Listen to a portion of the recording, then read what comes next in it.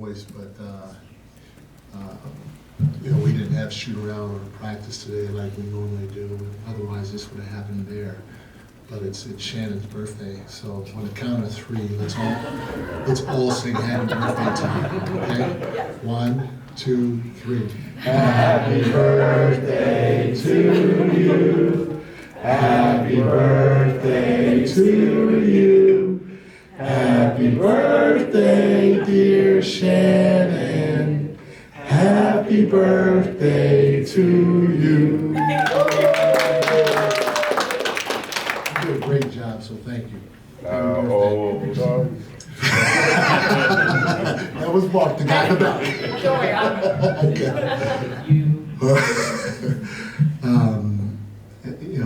I tell you what, it's 2 games in a row. We came out in the third quarter and just turned it on, and you like to see us respond the way that we need to get a win, but it's about trying to find some way to be consistent.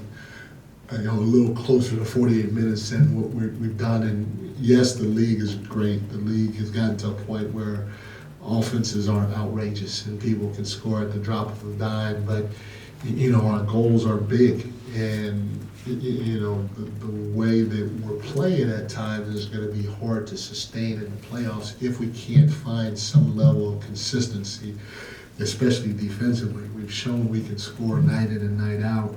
And now we can't make the mental mistakes, or we cannot not execute the right way defensively. And then we have to play with a sense of physicality that we don't always play with until we get a little desperate. I mean, you give Walker Kessler a great job. That dude just ran from the front of the rim on one end to the front of the rim on the other end. And he did a great job. We didn't put a body on him early enough, and he capitalized with a lot of lob dunks on that backside. We did do a better job of getting to their three-point shooters this game, so you feel good about that. And again, to hold them to 17 points in that third quarter was a huge turning point for us to be able to take control of the game. So I give our guys credit, like I said, because we need to win. We need to learn while winning games at this time of the year. And we had a lot of good performances. HB was a steady vet for us tonight.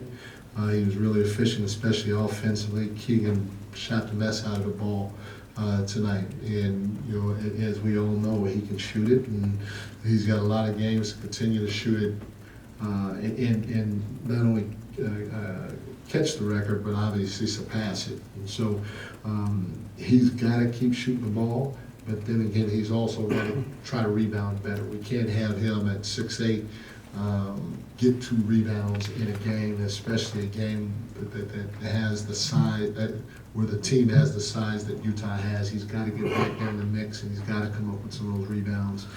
Obviously, Domas was a man, with another double-double, 16 and 15 boards was ridiculous, and with 6 of them being offensively. And just like last game, Kevin had 9 rebounds, which was fantastic. He didn't shoot it, as we all know, as well from the three-point line, but the 7 rebounds was big for him. And then I would say the 2 guys that really steadied the ship for us. Davion did a great job in 2 of the 3 stretches he played. He was absolutely fantastic. But Delly was huge for us tonight. Delly was huge on both ends of the floor.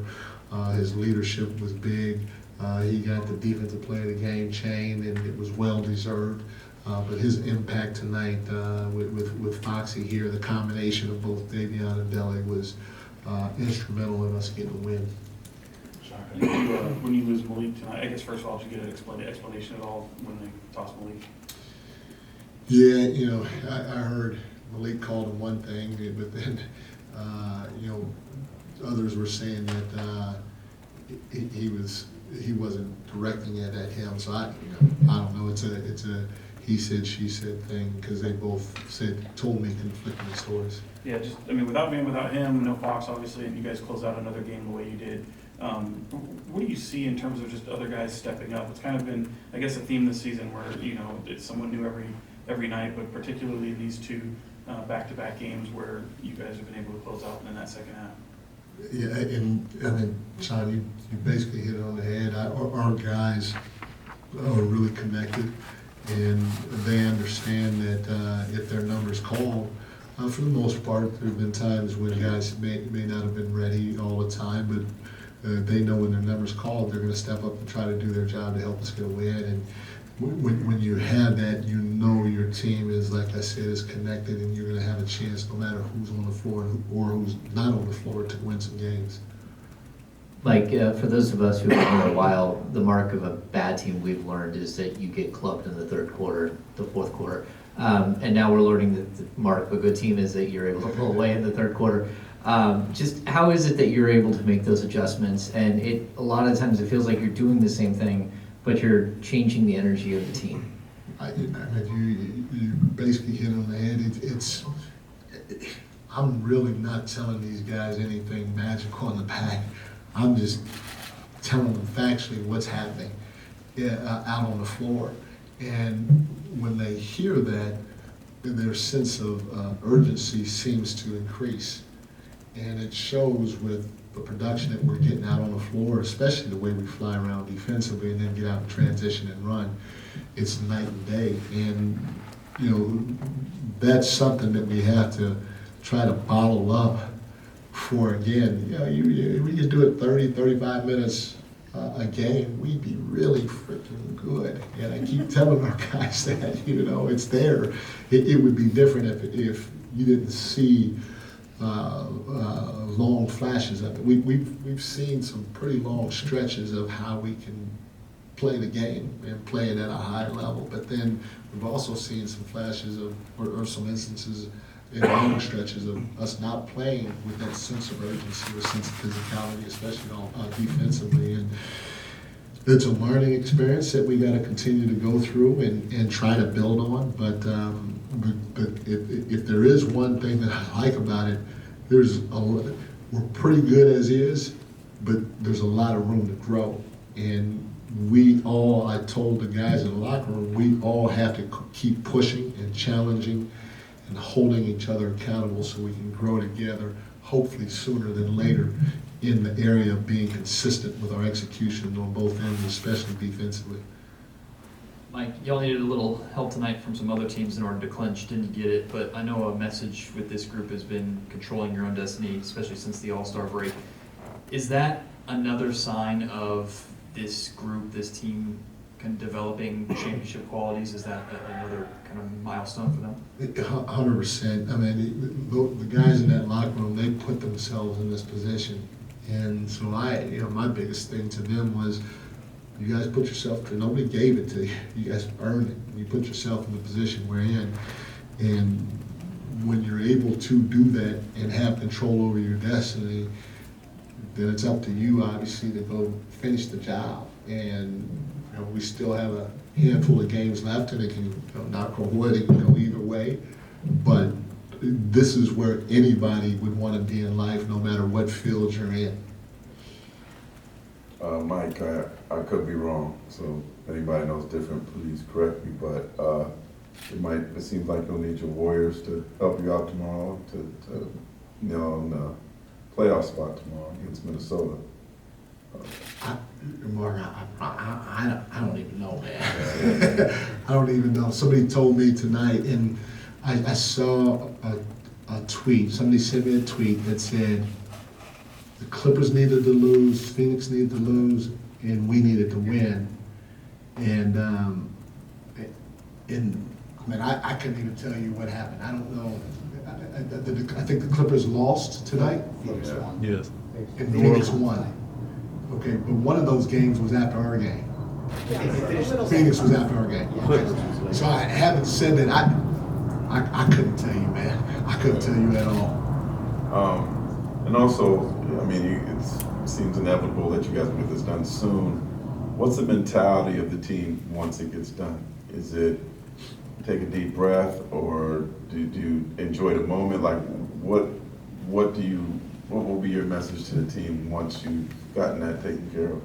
No, for sure you enjoy the moment, because at the end of the day, man, this is a game, and it should bring pleasure to you. I mean, everybody's been playing hoops since they were this high and playing for free, and so it's a game, and when you play games, you should have fun. You should experience a lot of emotions with it, and you know, it's been a long time since this franchise, this city, has had an opportunity to experience something like that, and I don't want to take that away from the players that have earned it in the locker room, or the staff, the coaching staff, the medical team, anybody, and I want them to enjoy the moment and what we've done as a group. And so I'm going to tell them to do that.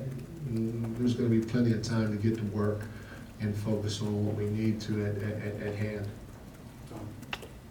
Coach Brown, this rookie class is ultra deep, across the board, the performances. We know what Banchero's doing.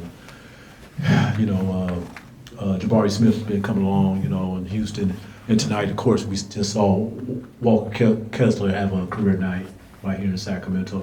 Just want to know what your thoughts about, where Keegan's at, and is he worthy of, all rookie NBA team? I tell you what, you look at some of the accomplishments that Domas, from his double-doubles to his triple-doubles, leading the league in rebounding. You look at those things, and then you look at Foxy, the way he's shooting the ball, more importantly, in clutch moments that decide whether we win or lose. And he's going to get the Jerry West Award, and so you look at those things, and then you look at our record, and then you look at a guy like Keegan, and if he breaks the NBA three-point record that Donovan Mitchell, or when he breaks it, because he's going to break it, but when he breaks it, that has to mean something to everybody out there, especially the people voting. So again, if he breaks that record and he's not first team all rookie, especially with our team record, then all this is bullshit in my opinion, because he deserves it. That record is like monumental in my opinion when it comes to rookies. You're talking about Donovan Mitchell has it right now, and look what he's doing in this league. So to me, Keegan's job as a rookie is 100, and this is, I'm not trying to take it because Banchero down in Orlando, I mean, great player, obviously. Chet's hurt. Everybody's doing something as rookies. But to break that record with your team sitting in the third spot and going to the playoffs, and you've been starting for this team all year, come on, man. That's a no-brainer for first team all rookie. No-brainer. Mike, we'll see what the scenarios are tomorrow as far as clinching, and whether it can happen on an off day or whether you come back Monday. I'm curious, do you kind of have an ideal vision in your own head of how that happens? Do you want kind of that win and you're in like moment with your home crowd? I mean, it's always great to have stuff happen with your home crowd there, but I'm telling you, this is the first time that I'm even thinking about it, so I don't know, I just want to win, and when we play a game, I want to win, and if it happens, it happens. But, again, I think it's a huge deal when it does happen, and I want to celebrate it, embrace it, and all that other stuff, and we should feel good about it, but,